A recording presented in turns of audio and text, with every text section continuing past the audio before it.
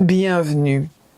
Aujourd'hui, on va discuter un petit peu de château hanté, n'est-ce pas? Parce que c'est une grande passion personnelle. J'ai une passion pour l'histoire, notamment secret d'histoire assez curieusement. Appelez-moi Carmen Berne.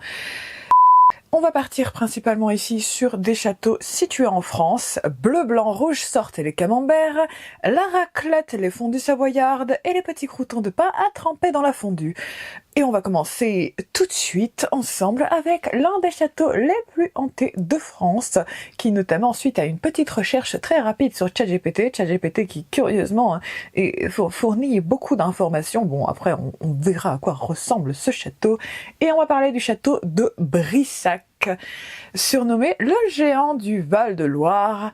Jamais je n'aurais cru pouvoir dire de tels mots sur ma chaîne YouTube, mais bon, étant donné que je m'habille en costume historique, c'était une suite logique suite à ma passion dévorante pour les secrets d'histoire.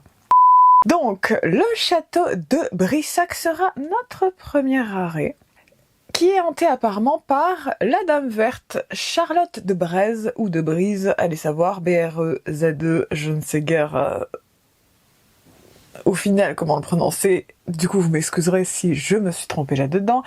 Et apparemment, la Dame Verte aurait été assassinée par son mari après une infidélité, et on dit qu'elle erre à travers la tour du château vêtue de verre et serait en train du coup de gémir dans la nuit face à son triste sort.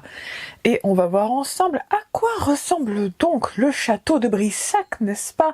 Parce qu'on peut faire des réacts sur beaucoup de choses. Oui, sachez-le, pas juste sur des séries télévisées rébarbatifs, donnant l'impression qu'on perd un neurone de plus à chaque seconde s'écoulant à regarder des candidats tous plus ennuyeux et dramatiques de service. Mais bon, ici on va faire du réac, mais du réac château hanté, après tout, pourquoi pas? Château de Brissac, montre-moi tes tours. La phrase est étrange, mais la phrase est très drôle. En tout cas, ce qu'on peut dire, c'est que c'est un château qui a de belles tours. La phrase est folle, encore une fois. La phrase, elle est quand même folle. Dans mon esprit, ça sonnait moins cochon que ça. En effet, c'est un château plein de charme, n'est-ce pas? Près d'un petit étang d'ailleurs, c'est plutôt joli. Je comprends effectivement pourquoi. Déjà, c'est un très beau château avec de belles tours, n'est-ce pas? Mais qui semble avoir connu beaucoup de... comment dire? D'infidélité, on va dire. Ça se voit qu'il y a eu beaucoup de choses pas très catholiques, on va dire, qui se sont passées là-bas. Et en effet, on voit quand même que c'est un château plutôt classique. D'ailleurs, c'est apparemment le plus haut château de France, avec notamment ses tours. Il a quand même 7 étages. Il a été construit apparemment au XIe siècle, ce qui fait quand même une certaine période, n'est-ce pas? Et on voit notamment qu'il y a quand même un côté très médiéval, un peu moins élaboré que ce qu'on peut voir dans beaucoup de constructions, de monuments historiques et notamment de châteaux.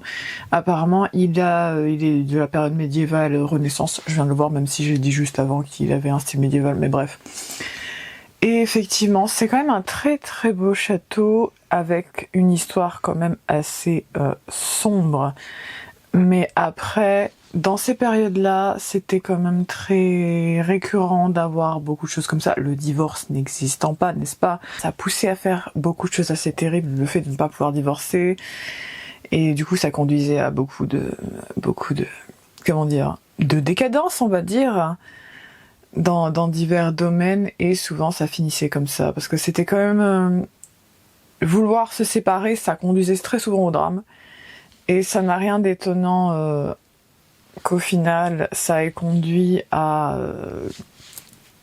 Mais c'est effectivement un château qui serait plutôt plaisant à habiter, bon, sans les plaintes d'un esprit coincé ici. Je pense que je libérerai.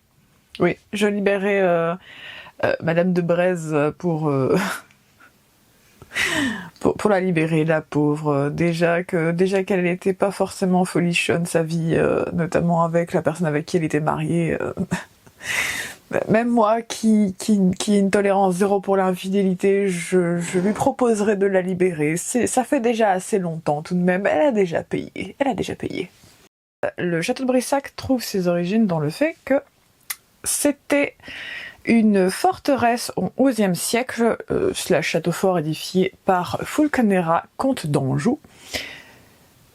Après la victoire de Philippe d'Auguste contre les Anglais, la seigneurie est donnée à Guillaume des Roches. Le domaine est acquis par Pierre de Breze, un puissant conseiller du roi Charles VII. Il entreprend une reconstruction. Après la mort de Pierre, son fils Jacques de Breze hérite du château. Jacques épouse finalement Charlotte, fille de Charles VII et d'Agnès Sorel. Désaccords et drames, Jacques, sa femme et son amant en 1477. Ce qui a donné naissance à la légende de la Dame verte ou Dame blanche de Brissac. Bon, après, le château est passé de main en main, tel un ouinge dans un festival. Mais effectivement, c'est toujours intéressant un peu de voir un peu l'évolution d'un château et au final ce qu'il en ressort.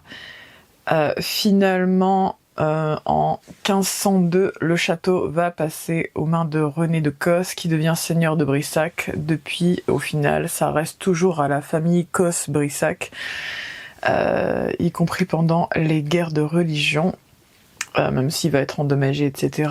Mais on peut voir quand même que le château a une très belle architecture. On y voit clairement la grande influence du style médiéval et de la Renaissance, du coup, parce que c'était pendant la Renaissance que du coup il va aussi se mettre du coup à faire la rénovation, n'est-ce pas? Mais effectivement, c'est une très belle construction, l'un des plus hauts châteaux de France d'ailleurs, avec ses 7 étages et ses 204 pièces, qui fait beaucoup de pièces pour faire d'autres activités fort décadentes, discutables, n'est-ce pas? La pauvre Charlotte n'était pas tellement dans laissez-moi chanter, mais à présent laissez-moi hanter. Diantre le Chateaubriand! Ceux qui ont connu la série Chateaubriand, déjà écrivez-le en commentaire, parce qu'il faut avoir un certain nombre d'années pour connaître vraiment cette série. Bon, j'étais pas née quand la série est sortie, mais je connais un ref. Le château de Chateaubriand. Oui, parce qu'en fait, c'est le château de Chateaubriand. C'est un peu redondant. Mais bon, bref. Il se situe en Loire-Atlantique.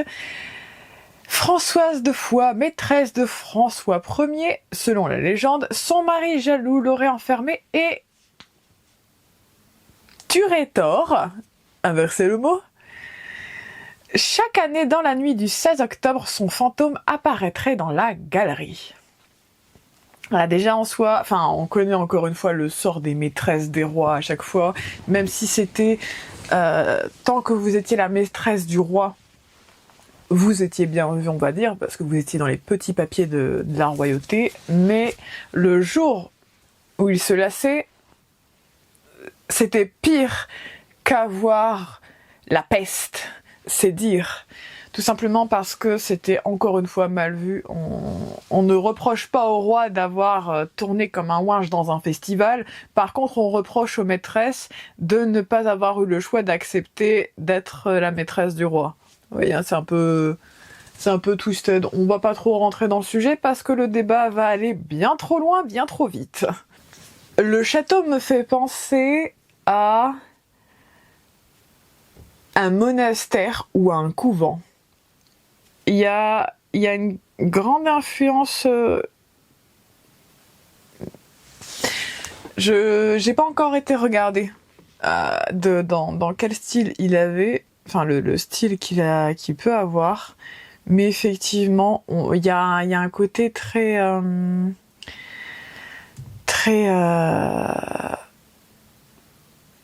déjà très médiéval, mais aussi il y a un côté un peu monastère, je trouve.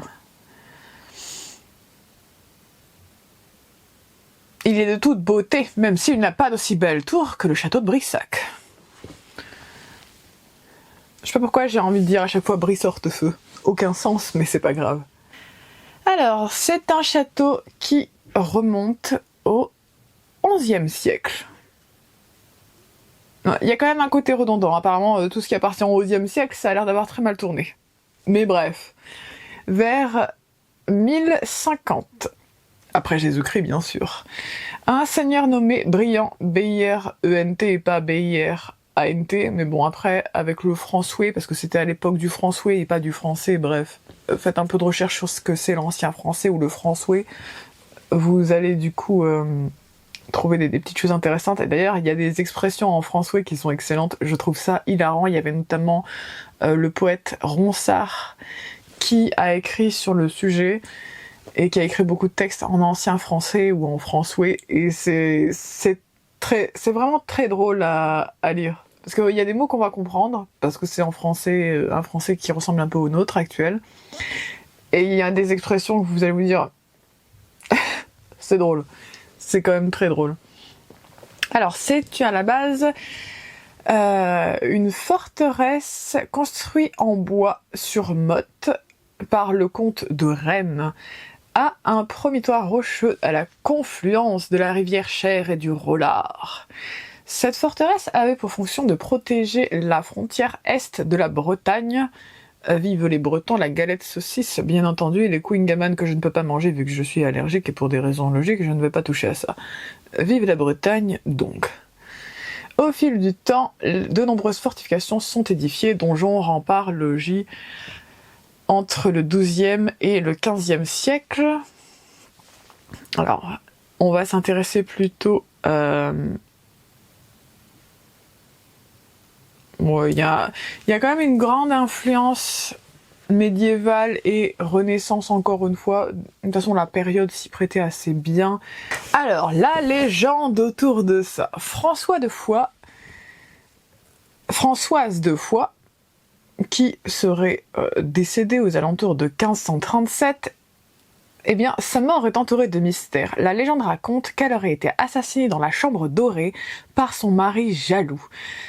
Et donc, tous les 16 octobre, selon la tradition, une apparition ou un fantôme y serait aperçu. Ce qui est assez drôle parce qu'on est bientôt le 16 octobre en plus. Je tourne du mercredi, donc si vous vous baladez dans le château du coup de Châteaubriand, il y a peut-être des chances que le prochain 16 octobre, eh bien, vous puissiez l'entendre. Après, c'est une légende, et il y a apparemment une autre légende qui n'est pas celle de Françoise de Foix, mais Sibylle, femme de Geoffroy de Châteaubriand, partie en croisade, croit son mari mort, et en fait, quand il revient, eh bien, elle va succomber d'émotion. Tellement heureuse qu'au final, probablement, elle est... Ou alors, c'est peut-être l'inverse, il est revenu, il était complètement fou, il l'a... Vous savez, à cette époque, encore une fois, on sortait... on faisait trépasser les gens pour pas grand-chose. On parle de la susceptibilité des gens actuellement, mais la susceptibilité des personnes au temps du Moyen-Âge et dans les temps médiévaux, on va en parler, parce que concrètement, pour un oui ou pour un non, pour peu qu'il y avait un mot de trop ou que tu prenais un morceau de saucisson en plus et que l'autre personne le voulait, il suffisait de pas grand chose vraiment pour que quelqu'un ait envie de te faire trépasser. C'est quand même très spécifique. Après, c'est la période. On dit actuellement que les gens s'énervent pour rien. Les gens sortaient des dagues pour très peu de raisons, n'est-ce pas? C'était un autre temps, un temps de sauvagerie. D'ailleurs, si vous n'êtes pas encore abonné, je vous invite à le faire dès à présent. Ça fait toujours plaisir d'avoir une communauté qui grandit au fur et à mesure, et surtout, si vous aimez le contenu, vous pouvez liker et commenter, c'est gratuit, ça ne vous coûte absolument rien. Juste une petite pression, n'est-ce pas, sur votre petite souris ou sur votre téléphone, et vous likez assez simplement. Et on va reprendre tout de suite avec notamment l'histoire du coup de château de Comarque en Dordogne, d'ailleurs où l'ombre d'une jeune fille morte d'amour après que son amant a été tué par un rival hante les lieux encore. C'est un lieu isolé, mystérieux, et d'où forcément le fait d'être isolé renforce sa réputation d'être habité. Un flanc de montagne, enfin petite montée, pas vraiment une montagne. C'est plutôt un joli château, un peu moins grandiose que les autres. Curieusement, il y a un côté, c'était prévisible que ça se passe mal. Dans le sens où on peut ressentir le fait que c'est un lieu typique où il pourrait déjà y avoir des films d'horreur tournés avec de grands sociopathes en train d'essayer de poursuivre des gens qui, curieusement, se sont invités dans un Airbnb vaguement médiéval et que cela a très mal fini. Je donne une idée comme ça, n'est-ce pas? Mais effectivement, il y a un côté... Tu sais qu'il va avoir un malheur là-dedans, tu le sens. Il y a des lieux comme ça où quand on s'en approche, on sent que ça va mal se passer et qu'il n'y a rien de bon qui ne peut ressortir de là-dedans et que le fait même de mettre un seul petit pied à terre sur les petits pavés pour entrer dans la propriété, tu sais déjà que c'est une très mauvaise idée, ça se sent de loin, que c'est une idée de merde. Il a son charme, le château, je ne dis pas, mais il est hors de question que je mette un seul pied là-dedans. Parce que sachez-le, à la base, j'ai envie de faire aussi des vidéos un peu comme ça, où je visite du coup des châteaux, des lieux hantés, etc. Après, j'ai pas encore le réseau pour faire ça, mais effectivement, ça fait partie des projets que j'ai et on va voir un peu plus avant avec d'autres châteaux, n'est-ce pas? Sous le château, d'ailleurs, dans la falaise, il y a une grotte ornée de gravures préhistoriques datant du Magdalénien, moins 15 000 avant Jésus-Christ. Un bas-relief fameux d'un cheval ainsi que d'autres figures humaines ou animales. On trouve aussi des habitats troglodytes ou semi-troglodytes, vestiges d'habitation médiévale intégrés à la roche. Et effectivement, ça peut être... c'est toujours très intéressant en réalité, ce genre de patrimoine, n'est-ce pas, de patrimoine archéologique et également tout ce qui relève des châteaux la plupart du temps. J'ai une grande passion un peu pour tout ce qui est histoire, donc c'est peut-être un peu pour ça que je me suis dit que c'était une bonne idée de faire un réact comme ça. En plus, c'est le mois d'Halloween, donc pourquoi pas parler un petit peu château fort, maison hantée, apparition toute plus inexplicable qu'explicable par moment. Mais c'est toujours intéressant, j'aime beaucoup faire des choses comme ça, mais effectivement ça se voit que c'est un lieu où il s'est passé beaucoup de choses, mais beaucoup de choses mauvaises aussi, et que c'est pas... Vous savez, il y a un peu ce qu'on peut qualifier de lieu marqué par la désolation, et on va dire que ce sont des lieux où ça se sent que une espèce de concentration de malfaisance peut y être installée. Et du coup, c'est un peu ça par moment que j'ai tendance à éviter naturellement. Là, d'ailleurs, j'aimerais beaucoup par la suite habiter dans un manoir ou dans un château, mais même pas pour faire genre la meuf, non, parce qu'en fait, j'adore l'esthétique des châteaux, j'aime énormément le fait déjà d'avoir beaucoup de place, parce que je suis quelqu'un qui a beaucoup de passions différentes, donc j'ai besoin d'avoir beaucoup de pièces, très objectivement, mais j'avoue que j'aime bien l'idée d'avoir un tel espace. En plus, je pourrais organiser des combats à l'épée à l'intérieur du château, c'est déjà plaisant. Bien sûr, un combat en toute sécurité, évitez de vous amuser avec des épées entre amis, n'est-ce pas, ou même entre ennemis, hein, même s'il n'y a pas beaucoup de personnes qui font des combats à l'épée dernièrement, mais ce sont des objets dangereux. Je fais un disclaimer ici parce qu'il y a des personnes qui peuvent être tentées de se dire premier degré que ça serait une bonne idée, sachant que les épées sont quand même des objets dangereux et coupants, et que par exemple, si vous avez vu notamment une de mes vidéos où je fais un petit peu d'entraînement très rapide, à peine en peut-être 3 mouvements d'épée, sachez que c'est une épée de tai chi, une épée avec des bords non coupants, des bords arrondis, et donc c'est une épée qui est faite pour l'entraînement, pour un entraînement sécurisé. Donc on commence pas à essayer de faire des combats à l'épée, on n'essaye pas de provoquer en duel des personnes avec des épées, ça ne se fait pas dernièrement depuis plusieurs siècles, n'est-ce pas?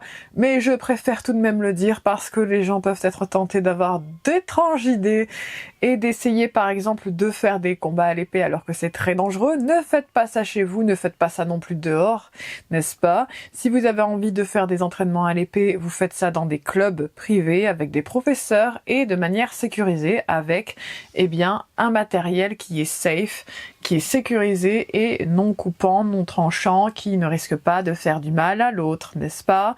Je le dis, même si je me doute qu'il n'y aura pas forcément des combats à l'épée d'ici 1 heure, mais il vaut mieux le dire. Il vaut mieux le dire parce que vous savez, il y a des personnes qui ont besoin qu'on leur dise, et donc non, ne jouez pas à ça si vous voulez faire de l'escrime ou des choses comme ça, aller dans des clubs avec des personnes qui sont spécialisées et d'une manière safe, contrôlée et surtout de manière à ne pas vous blesser ou blesser d'autres personnes. C'était le disclaimer, pas de combat à l'épée ni de duel. J'espère que vous avez passé un excellent moment avec moi. N'oubliez pas de vous abonner et de liker la vidéo si elle vous a plu et de vous abonner notamment si vous avez envie de continuer à suivre mes aventures sur YouTube, n'est-ce pas? J'ai l'intention de faire d'autres vidéos bien sûr, laissant un peu plus ma créativité et peut-être un peu de ma folie ressortir, même si je ne suis pas folle, ne vous en faites pas, j'ai conscience d'être bizarre, mais j'accepte le fait de l'être. Du coup, je vais vous laisser et vous dire à la semaine prochaine, le dimanche à 17h17, comme chaque semaine, et sur ces mots, à bientôt.